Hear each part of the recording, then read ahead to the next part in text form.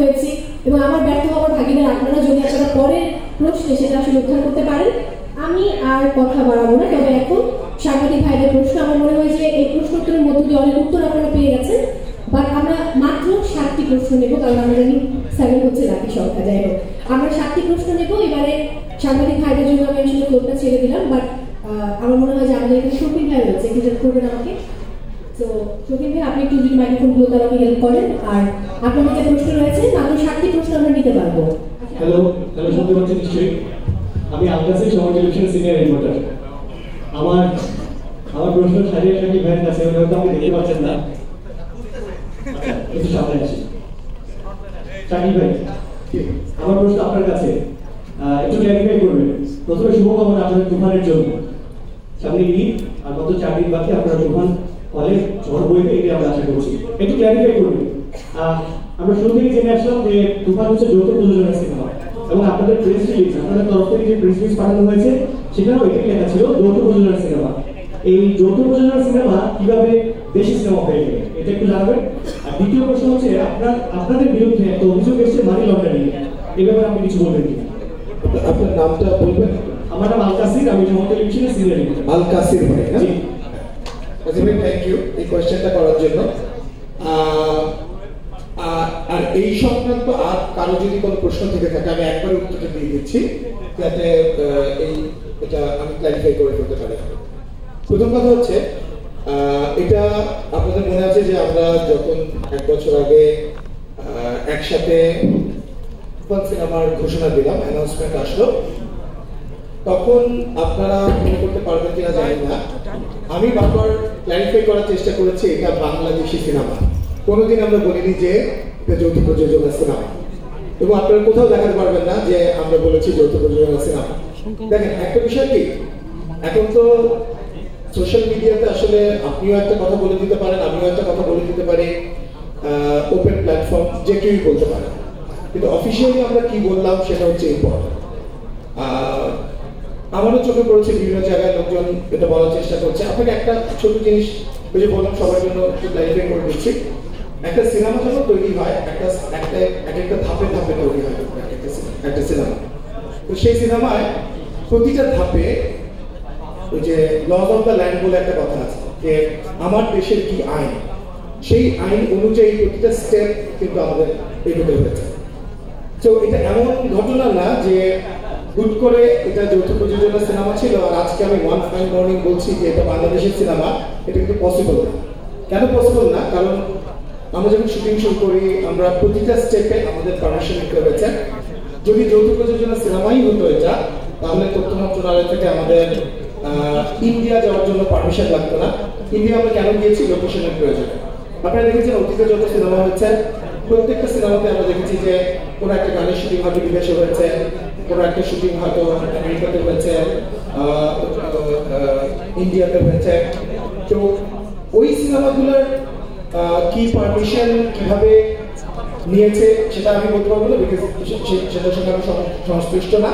কিন্তু আপনাদেরকে আমি হলফ করে বলতে পারি যে আমাদের এই সিনেমায় প্রতিটা স্টেপে, প্রতিটা জায়গায় আমরা in terms of taking permission এবং আইন অনুযায়ী যা যা করবার দরকার সেই জিনিসগুলোই আমরা করেছি।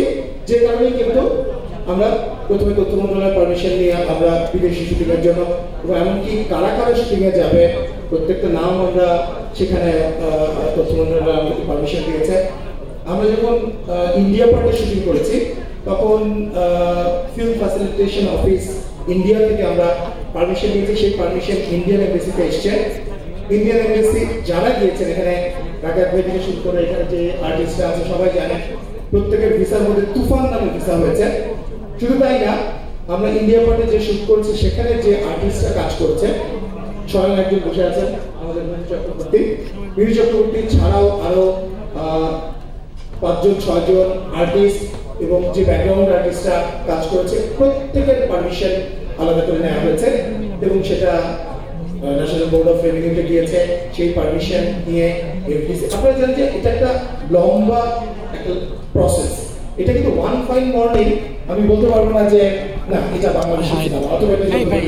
সো আমরা প্রথম দিন থেকে আমরা ক্লারিফাই করার চেষ্টা করেছি this is purely Bangladeshi film, এবং সেখানে যদি আমাদের লোকেশনের প্রয়োজনে বিদেশ যেতে হয় তো যে কোনো ধরনের পারমিশন, যে কোনো ধরনের আমাদের আইন মেনে যা যা করা দরকার আমি আপনাদেরকে অ্যাসিওর করছি সেগুলো নেওয়া হয়েছে। আর যদি সেইভাবে করে না হতো তাহলে আজকে এই আনকাট সেন্সারকে আপনাদের সামনে আমরা কথা বলতে বসতে পারতাম না।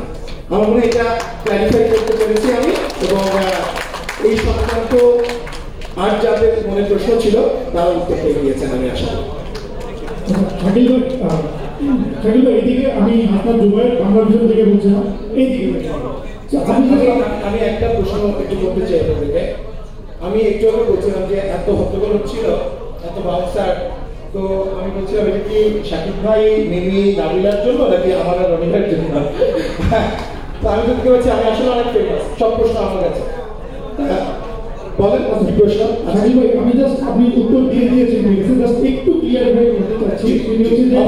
এই সিনেমায় হচ্ছে আলফা এছাড়া আর কারো ইনভেস্টমেন্ট নাই, আমার কাছে মনে হয় আপনি তো বিনোদন সাংবাদিক, আপনি তো ইনভেস্টিগেটিভ জার্নালিজমও করতে পারতেন আমার কাছে মনে হয়। আমি জাস্ট একটু জানতে চাচ্ছি, 4 দিন পরে তো সিনেমাটা রিলিজ করছি আমরা, এবং সবাই একটা উৎসবের মধ্যে আছে। তো আমার মনে হয় সিনেমা নিয়ে আপনারা প্রশ্ন করতে পারেন। আমি তো কনসার্ন ডিপার্টমেন্ট যারা আছেন যে প্রশ্নগুলো আমি তো একবার উত্তর দিয়ে দিয়েছি। আমরা সিনেমা নিয়ে আর কোনো প্রশ্ন থাকলে আপনারা আপনি জাস্ট একটু উত্তরটা দিলে খুশি হলাম, কিন্তু উত্তরটা দিতে চান না আপনি, না হয় আমি একটু কথা বলি, আমি সাথে একটু ঢুকে পড়ি। এটা হচ্ছে আমাদের আজকের উদ্দেশ্য এবং টোটাল যে কয়েক মাস ধরে কাজটা হচ্ছে, এটা উদ্দেশ্যটা কি? একটা ভালো আন্তর্জাতিক মানের সিনেমা বানানো। আমাদের দর্শকরা তাকিয়ে আছে কিন্তু আসলে সিনেমাটা দেখার জন্য, এবং সেটা দেখে তারা চমকিত হবে, এই আশা আমরা করি। এবং এটা আমি উপজাতভাবে আমি এখানে কথাটা বলছি, এটার পারমিশন, এটা যৌথ তৈরির জন্য কিনা, এরকম ব্যক্তিগত কিছু প্রশ্ন থাকলে পরে আমার মনে হয় শাকিল ভাইয়ের সঙ্গে আপনারা যোগাযোগ করে নিয়ে ওনার একটা পার্সোনাল একটা ইন্টারভিউ ব্যবস্থা করবেন। এখনকার প্রশ্নগুলো আমরা এই তুফান সিনেমার পেছনের ঘটনা বলতে এইসব ঘটনা না, কিরকম আমরা কাজটা করলাম বা এই সংক্রান্ত যদি কারো অভিজ্ঞতার কথা অথবা, তাহলে আমাদের ভালো লাগে। কারণ কেমন যেন মনে হচ্ছে যে এর মধ্যে একটা জটিল প্রশ্ন এটা কি উত্তর দেবো বা এই জন্য আর কি। হ্যালো, আমরা সবাই কিন্তু আছি, সাকিব ভাই আছে, যিনি আছে, আমরা যাবো আমাদের সিনেমা নিয়ে আপনার প্রশ্ন করেন। আপনার যদি তাও অন্য কোনো প্রশ্ন থাকে অবশ্যই আপনি প্রশ্ন করবেন, কারণ এই ধরনের প্রশ্ন বুঝতে না। আমি একটু আগে জানতে চাচ্ছিল যে বাংলাদেশের সবচেয়ে ভালো খাবার কি, ব্রেকফাস্টে আমরা কি খাই, তো এগুলো তো আমরা জানতেও চাই। শফিন, আপনার কাছে আমার একটা প্রশ্ন রাখি। আমার কাছে আমি সুলতানা আলমা, সাউথ করেসপন্ডেন্ট, চ্যানেল আই।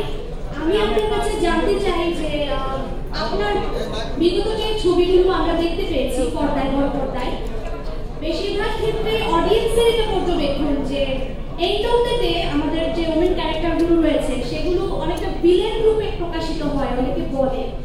তো অডিয়েন্সের একটা ধারণা হচ্ছে যে তুফানে কি আসলে এরকমটা ঘটার কোনো সম্ভাবনা আছে কিনা, বা আমরা কি আরেকটু ভিন্নভাবে রাবির উপস্থাপনটা দেখবো কিনা, ওমেন ক্যারেক্টারগুলো প্রেজেন্টেশন দেখবো। এই প্রশ্ন যেহেতু কোয়েশ্চেনটা উইমেন সেন্ট্রিক, তাই জন্য from one women to another man, so I will take the question from you. আমি এটাই বলবো যে আর তো মাত্র 4 দিন, তাই তো? সব প্রশ্নের উত্তর আমরা কিন্তু সেদিনই পেয়ে যাবো। আচ্ছা, আমি একটু ক্লিয়ার করতে চাই, এই প্রশ্ন উত্তরটা আমি কিন্তু আগেবার দিয়েছি যে এটা বেশি হয়েছে পড়ানোর পর, পড়া যখন ব্লকবাস্টার হলো, কারণ আমার কাছে কেমন মনে হয় আমাদের বাংলাদেশে এটা একটা রীতি, যখনই একটা সিনেমা অনেক বেশি হিট হয়, অস্বাভাবিক লেভেলে হিট হয়, তখন বলি কি না এটা তো আসলে হিট হওয়ার কথা না, এটা আসলে মেয়েদের খারাপ দেখে শুধু হিট হয়েছে, এটা আসলে হিট হওয়ার কথা না, হাওয়া গানটা হিট হয়েছে তো তাই এটা হিট, এটা আসলে হিট হওয়ার কথা না। শাকিব খানের গাড়িটা খুব সুন্দর হয়েছে। তো আমার কাছে মনে হয় যে সিনেমাগুলো সফল সেগুলোকে আমরা মন খুলে সফল বলি, তারপর বলি এটা প্রথম কথা। পড়ার নিয়ে কেন এটা কথা উঠেছে, আমি প্রথম সিনেমা বানিয়েছি পোড়ামন 2, যে সিনেমাতে সিয়াম শেষে মারা যায়, পূজাচল ইউনুসে। আমার পরের ছবি ছিল দহন, যে ছবিতে একটা নারীকে আগুনে পুড়ে মারা যায়। আমার পরের ছবি ছিল দামাল, যে সিনেমাটা মহিলা ফুটবল টিমের উপর। এখন সেই সিনেমাটা আপনার ব্লকবাস্টার করেন নাই দামাল, কিন্তু না না এখন আমি জেন্ডার ব্যালেন্স করেই মেরেছে হ্যাঁ আমি যেটা করি সত্যি ঘটনা উপস্থাপনা করি।